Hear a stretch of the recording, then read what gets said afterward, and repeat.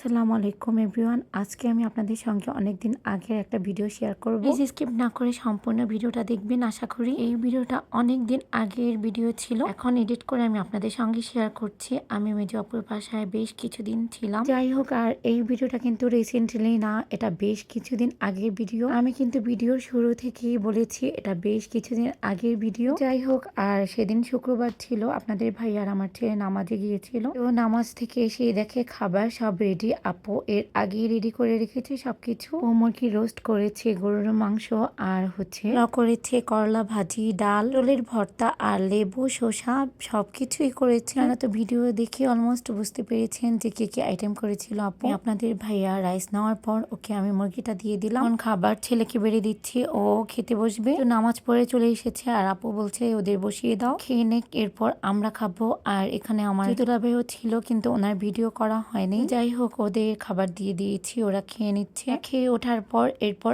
আমরা খেতে বসবো। আজকের ভিডিওটা যদি সবার ভালো লেগে থাকে please like, comment and share করতে একদমই ভুলবেন না। থাকবেন সবাই, আল্লাহ হাফেজ।